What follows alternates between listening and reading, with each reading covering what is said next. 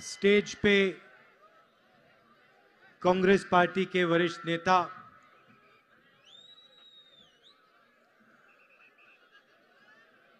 हमारे प्यारे कार्यकर्ता भाइयों और बहनों, प्रेस के हमारे मित्रों, आप सबका यहां बहुत बहुत स्वागत, नमस्कार। कैसे हैं आप? ठीक हैं?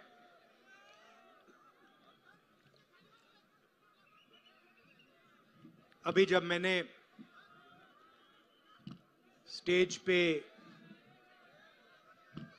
कांग्रेस पार्टी के सीनियर नेताओं का स्वागत किया तो मुझे अपने मित्र राजीव सातव की याद आई।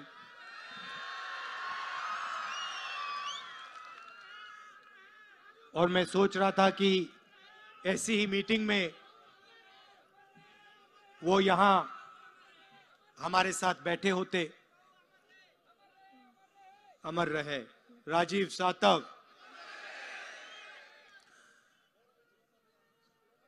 तो दुख हुआ। दुख इसलिए हुआ क्योंकि वो मेरा मित्र था,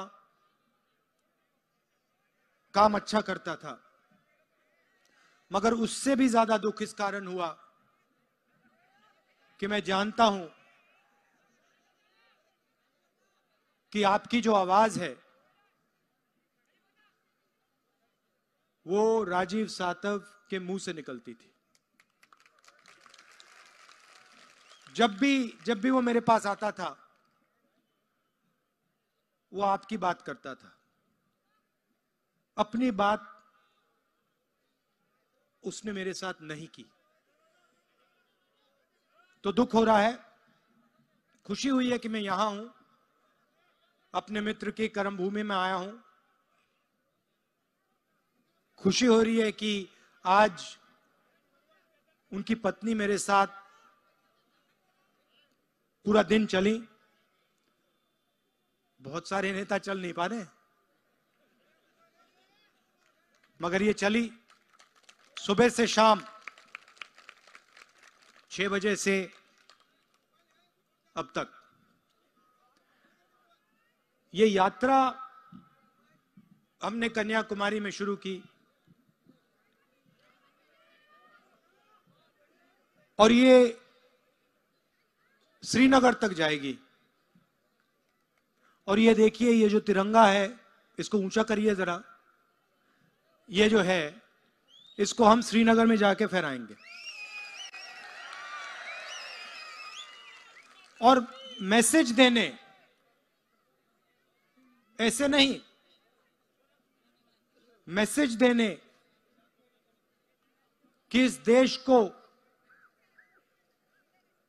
बांटा नहीं जा सकता, इस देश में नफरत नहीं फैलाई जा सकती, इस देश में हिंसा नहीं फैलाई जा सकती। ये हमारा, ये यात्रा का लक्ष्य है। काफी लोगों ने पूछा यात्रा की क्या जरूरत, सीधा जैसे आजकल करते हैं, सीधा हेलीकॉप्टर से कन्याकुमारी चले जाते, उधर एक भाषण कर लेते जैसे प्रधानमंत्री जी करते हैं, और फिर सीधा वहां से जाके कन्याकुमारी हवाई जहाज में जाके श्रीनगर जाके वहां पे झंडा फहरा के कह देते भारत जोड़ो। उससे फायदा नहीं होता। हमें जरूरत क्यों पड़ी? कुछ दिन पहले मैंने भाषण में मजाक किया, माइक ऑफ करके मैंने भाषण में मजाक किया। कहा कि जब हम लोकसभा में,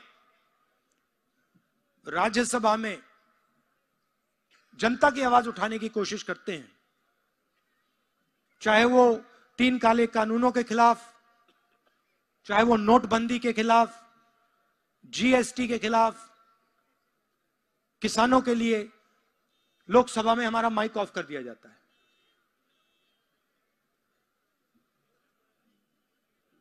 कैसे ऑफ होता है भैया? किधर है?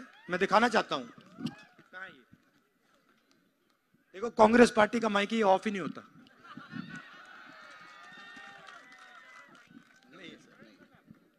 ठीक है, आप बात समझ गए। तो लोकसभा में माइक ऑफ हो जाता है, लंबे भाषण करो, नया ऐसे भाषण होता है, किसी को समझ नहीं आता, सुनाई नहीं देता, करते जाओ करते जाओ करते जाओ, कुछ नहीं होता। तो वो रास्ता बंद। फिर मैंने कहा, शुरुआत में मैंने कहा, भाइयों और बहनों, कांग्रेस कार्यकर्ता और प्रेस के हमारे मित्रों, अब ये है हमारे मित्र, मगर मदद नहीं कर पा रहे। ये देखो, ये हंस रहे हैं, इनके पीछे लगाम लगा रखी है, वो कंट्रोल किसी और के हाथ में है। ये बोलना भी चाहें, इनको अन्याय दिखे भी, ये बेचारे बोल नहीं पा रहे हैं, तो ये भी रास्ता बंद। तो जनता की आवाज उठाने के लिए सब रास्ते बंद हैं। हमारे पास एक ही रास्ता बचा। जिस सड़क पे जनता चलती है, उसी सड़क पे कांग्रेस पार्टी चले, कन्याकुमारी से कश्मीर चले और जनता की आवाज सुने और जनता को अपनी बात बताए। इसलिए हमने भारत छोड़ो यात्रा शुरू की। अच्छा, इसमें बड़ी अजीब सी बात हुई, और आप मुझसे मत पूछो, आप कांग्रेस पार्टी के नेताओं से पूछ लो, किसी भी नेता से पूछ लो, हमारे जो भारत यात्री हैं उनसे पूछ लो। 7 बज रहे हैं शाम के, सुबह से हम चल रहे हैं, आज 24-25 किलोमीटर हम चल लिए, मगर एक भी यात्री को पता नहीं क्यों थकान नहीं हो रही है। बड़ी अजीब सी बात है। आमतौर से व्यक्ति सुबह उठता है, फ्रेश होता है और शाम को थक जाता है। यहां को लग रहा है कि भैया अभी अभी पहला कदम लगाया है। अब आप देख रहे हो, मैंने सोचा इसके बारे में, ये क्यों हो रहा है। इसका कारण है, हम अपनी शक्ति का प्रयोग नहीं कर रहे हैं। हम आपका जो प्यार है और आपकी जो शक्ति है उसका प्रयोग कर रहे हैं, और वो हमें धकेल रही है पीछे से।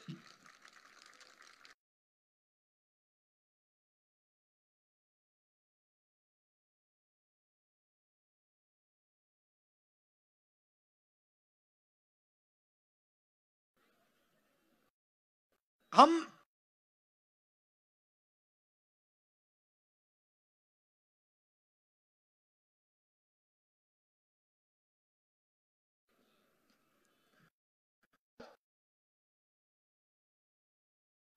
हमारा 15 से 20 मिनट का होता है। 7 घंटे हम आपकी बात सुनते हैं, 15 मिनट हम अपनी बात रखते हैं।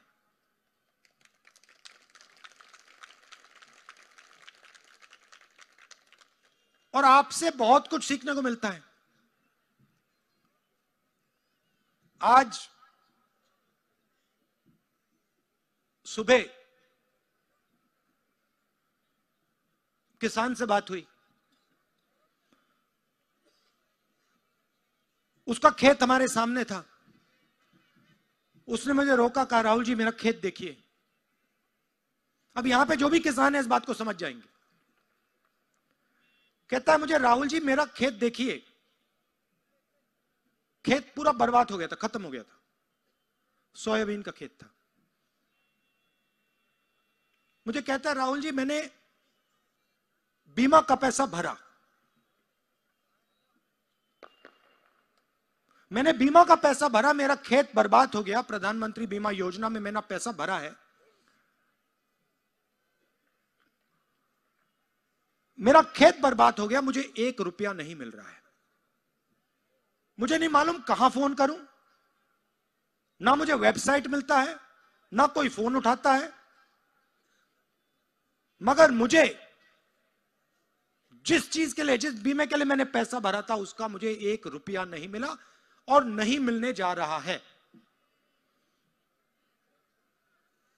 मैंने उससे पूछा, बताओ भाई, आपने पैसा भरा, पैसा हवा में तो गायब नहीं होता, कि आपने पैसा जेब से निकाला, ऐसे फेंका और जादू से वो गायब हो गया, ये तो नहीं होता ना। कभी हुआ आपसे? हुआ किसी के साथ? गायब तो नहीं होता ना। मतलब अगर आपके जेब से निकला, कहीं ना कहीं तो जाएगा, सही बात। तो मैंने उससे पूछा, भैया ये बात बताओ, ये अगर बीमा का पैसा आपकी जेब में नहीं आया तो किसकी जेब में गया? जवाब यही उसने दिया, यही जो आप कह रहे हो उसने कहा। कहता है, राहुल जी, आज के हिंदुस्तान में को रोजगार नहीं मिलता, किसान भूखा मर रहा है, छोटे दुकानदारों के लिए, छोटे व्यापारियों के लिए, मिडिल साइज स्मॉल बिजनेसेस के लिए नरेंद्र मोदी जी ने तोहफे दिए 2, एक नोटबंदी और दूसरा गलत जीएसटी, और सारे के सारे बर्बाद हो गए, खत्म हो गए। फायदा सिर्फ 2-3 बड़े उद्योगपतियों का है। ये भैया दिन भर सुनने को मिल रहा है। किसान से पूछो, वही कहता है, वही बात कहता है।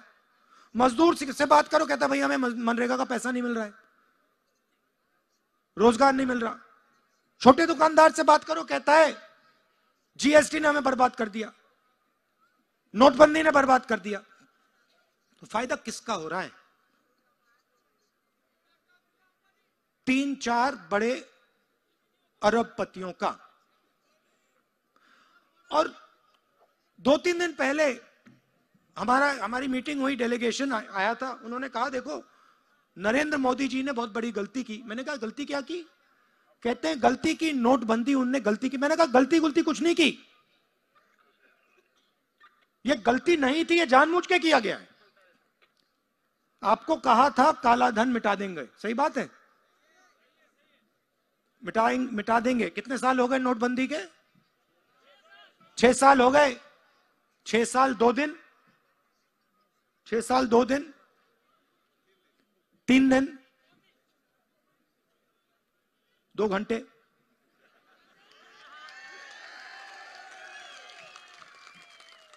उन्होंने कहा था काले धन को मिटा दूंगा, मिट गया क्या? नहीं मिटा। 15 लाख आ गया? नहीं। तो जो इस देश में अपना खून पसीना देता है, जो देश को रोजगार देते हैं, जो देश को भोजन देते हैं, उनके लिए इस सरकार ने क्या किया मुझे बता दो। मैं हूं यहां पे, मैं 10 मिनट खड़ा हूं, बता दो उनके लिए क्या किया उन्होंने। एक काम बता दो। जीएसटी लगाया, नोटबंदी में फायदेमंद बात क्या की? देखो कोई जवाब नहीं मिल रहा।